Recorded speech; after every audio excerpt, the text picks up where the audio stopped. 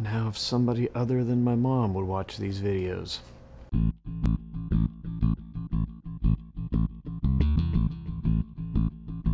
Hey folks, Martin Vavra here, Galaxy Sailor Productions. Another episode for you this week. I've got a good one for you, and I'm hoping for a bunch of feedback from you guys. So last week on the intellectual wasteland of Facebook, there was a discussion between several filmmakers. A new filmmaker has been posting needing a bunch of people. They don't have any money, they're not having a union project, but they believe that their project is really, really great. They're really, really hopeful that this thing will be a massive hit, and the explanation that they're giving to everyone is that you should jump on board of this because I have a really great team of people who are going to market this thing out, and it's going to be really great for your reel. Now let's face it, most of us that have been here for a little while, we know the Craigslist fodder. You know what happens when people post there. Some of us have even posted those things before. Somebody's looking for free work, somebody's a beginning filmmaker, somebody doesn't have a lot of resources, and they're really excited about getting into it. Trust me, I get it. I have totally been there.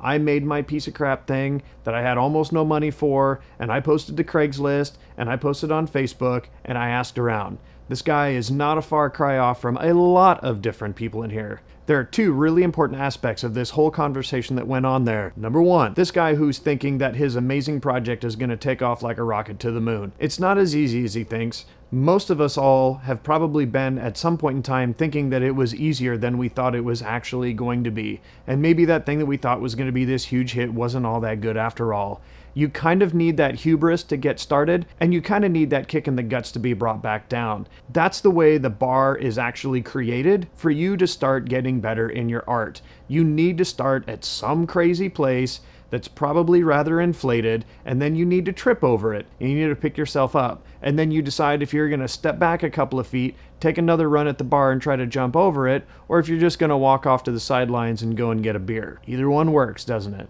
Now I know people like that are really easy targets for sarcasm. I know because I've been that person who has given sarcasm to them. For all I know, I had a giant target painted on me as well and just never saw it because I was too busy trying to fail on my own. Here's what we need to remember about people like that.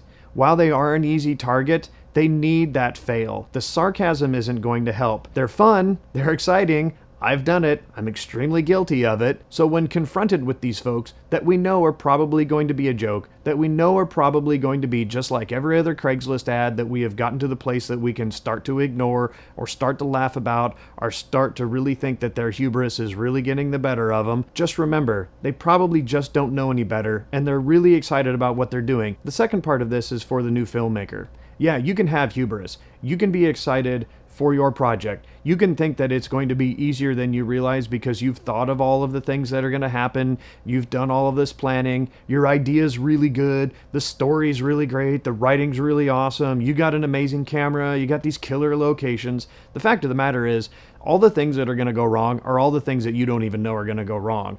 You can think this thing out all you want to, and there are plenty of experienced filmmakers who have thought all of these kind of things out, and they have gone out there and then they have done it. And then they have had all of these other problems come about because of all the things that happen that they never could foresee, which is exactly why you do all of your planning and exactly why you try to get ahead of the game, because things are going to happen. Hopefully less things are going to happen as you become more of a skilled filmmaker. You're going to fall on your face. There's a great poster that I've seen in a lot of businesses on how you're going to get your product. Is it going to be cheap? Is it going to be fast? Is it going to be well done? You get to choose two of those things, not three. If it's cheap and fast, it's probably not well done. If it's well done and cheap, it's probably not fast. The expectation that you're going to get all three of those is completely insane unless you're going to do that on your own.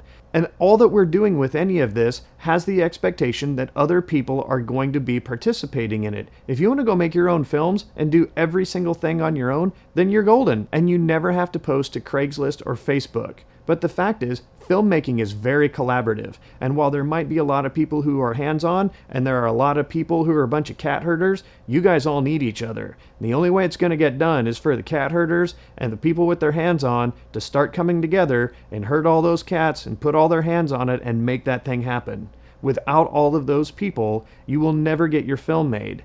So you have to respect them. You have to be able to understand that they have bills they've got things to take care of in their life. They've got to be able to make it to the next gig. There is a lot of respect that comes with having to make a film with a group of people. You have to give that respect as well as get it back. When you're out there and assuming that your idea is so brilliant and that people should just be flocking to you because it's a really great opportunity, please know that you are setting yourself up for a shooting gallery. There are people that are sitting there waiting for people like you to come along so they can put out some hilarious little video about how dumb you are. Because really, that is kind of dumb. Your expectation should never be that anyone gets the great gratitude of simply showing up on your set. I want to know what you guys think of it. Lots of people were commenting on Facebook. Comment on here. Tell me what you think about it. Continue the discussion. If you think I'm totally out of line, let me know about all that. Fact of the matter is, it's on both sides. People need to give some of these guys a break, and new filmmakers, you just got to pull your head out of the sand. Make sure you also check out all the links to all the places and the Facebooks and the Twitters and the things and stuff that are mine.